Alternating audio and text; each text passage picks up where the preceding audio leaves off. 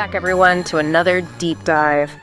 Today, we're going back in time to 1692 to colonial Massachusetts, specifically Salem. We're going to be taking a closer look at the Salem Witch Trials. It's a story that really captures the imagination, doesn't it? Oh, absolutely. I mean, it's got everything. Superstition, paranoia, injustice.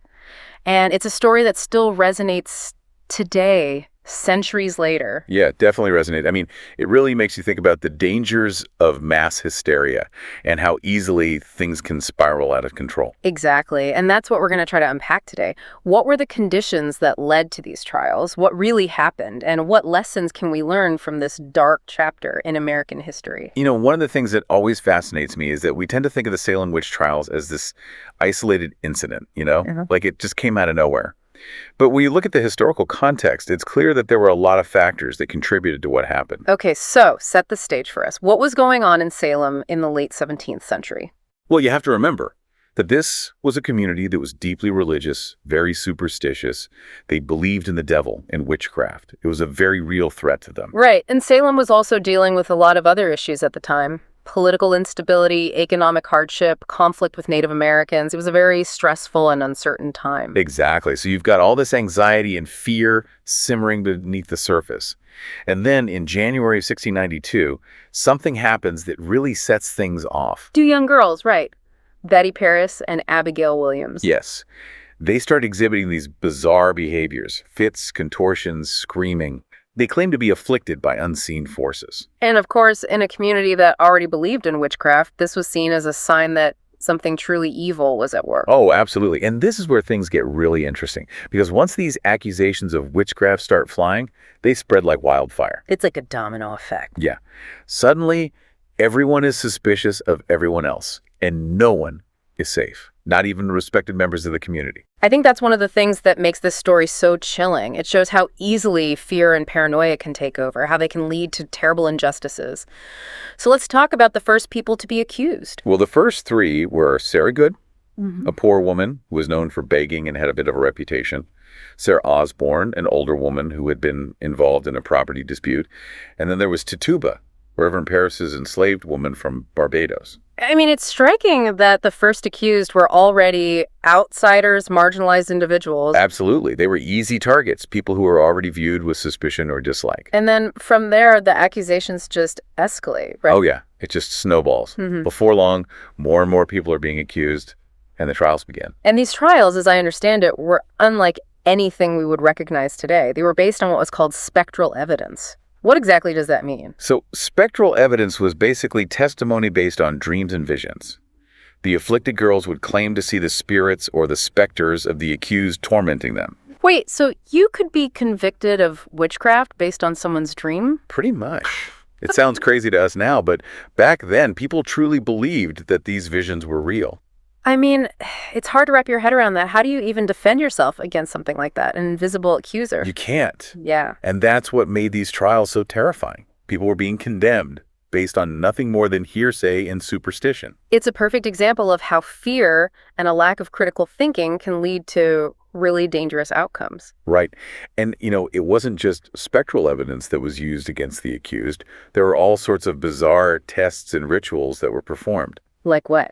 Well, there was this thing called the touch test, where if an afflicted person stopped having fits when they touched the accused, it was seen as proof of guilt. And that was supposed to be scientific evidence. You'd think, but it was more like a theatrical performance. And it was very effective in swaying public opinion. So we've got these vulnerable people being accused, a legal system that's completely out of whack. What other factors contributed to this mass hysteria? Well, there were definitely personal rivalries and grudges that played a role. Some people saw the trials as an opportunity to settle old scores or to gain power and influence. It's like the trials became a way for people to act out their own personal dramas on a grand stage. And there was also this deep fear of the unknown. Remember, this was a time when people were still trying to understand the world around them. They didn't have the scientific knowledge we have today. So when something unexplainable happened, it was easy to attribute it to supernatural forces. Makes sense. They were looking for answers, for someone to blame. Exactly. And unfortunately, the easiest targets were often the most vulnerable. This is all so fascinating, and we've only just scratched the surface. But I think we need to take a break here. Okay, so we're back, and we've been talking about all these accusations flying around in Salem. But what was the actual legal process like? How did these trials actually play out? Well, um, it's really important to remember that the legal system in 17th century Massachusetts was very different from what we have today. I mean, for one thing, there were no defense attorneys. Seriously. No lawyers for the accused? Nope. The accused had to represent themselves, which you can imagine, made it incredibly difficult for them to mount an effective defense, especially when the evidence against them was so fantastical. Yeah, I mean, we were just talking about spectral evidence. How could anyone defend themselves against that? Exactly. I mean, just imagine trying to prove that someone's dream or vision wasn't real. It was an impossible situation. So basically, if you were accused, you were pretty much doomed. Pretty much. And the punishments were harsh. I mean, people were imprisoned, they had their property confiscated, and in the most extreme cases, they were executed. By burning at the stake. Actually, no. That's a common misconception. No one was burned at the stake in Salem. That was more of a European thing. Oh, okay. So how many people were actually executed during the Salem Witch Trials? 19 people were hanged, Oh. and several others died in prison while awaiting trial. It's just a staggering number, and it all happened within a span of just a few months, right? Yeah. Between June of 1692 and May of 1693, it was this intense, really compressed period of hysteria. It's like a fever dream, but Yeah. eventually the fever broke, right? What Yeah. happened? How did it all end? Well, there wasn't one single event that brought the trials to an end. But as the accusations spread and more people were being implicated, some prominent figures started to have doubts. Like who? Well, one key figure was Increase Mather, a very influential minister in Boston. He wrote a treatise called Cases of Conscience Concerning Evil Spirits. So you're saying that even back then there were people who were skeptical of things like spectral evidence? Oh, absolutely. There were always dissenting voices, but they were often drowned out by the overwhelming fear and paranoia. And so once Governor Phipps intervened, that was basically the end of the Salem Witch Trials. Pretty much. Yeah. He appointed a new court to review the cases, and most of the remaining prisoners were released. It's amazing how quickly it all unraveled, but the damage was already done, right? Absolutely. I mean, 19 people had been executed. Countless others had been imprisoned, their reputations ruined, their lives shattered. And it all started with a few young girls having fits. It's just a chilling reminder of how fragile our sense of reason can be, how easily we can succumb to fear and superstition. It is. And it's a reminder that we need to be constantly vigilant against those forces, even in our own time. It's fascinating how this one event, the Salem Witch Trials, has had such a lasting impact on our culture. I mean, it's still so relevant today. Why do you think we're still so fascinated by it? I think it's because it speaks to some very deep-seated fears and anxieties that we all share. Fears about the unknown, fears about being accused unjustly, fears about the power of the mob. I think you're right. It's like a cautionary tale, a reminder that we're all capable of succumbing to these dark impulses, and that we need to be very careful about how we wield power, how we judge others. Exactly. And it's also a reminder that history can repeat itself if we're not careful. We need to learn from the mistakes of the past and make sure that something like the Salem Witch Trials never happens again. I think one of the most important lessons is that we need to be really careful about how we use language, how we label people, because words have power and they can be used to dehumanize and to marginalize. Yeah. I mean, back in Salem, just the accusation of witchcraft was enough to ruin someone's life. Their reputation was destroyed. They were ostracized from the community. It was like a social death sentence. Right. And we see this happening today, too. I mean, I think about how certain groups are demonized in the media, how they're portrayed as dangerous or as a threat. Yeah. And once those labels are attached to people, it's hard to shake them off. Exactly. It creates this climate of fear and suspicion, and it can lead to real-world harm. So we need to be really mindful of the language we use and the way we talk about others, because words can have very real consequences. Absolutely. And I think it's also important to remember that the Salem Witch Trials were not just about witchcraft.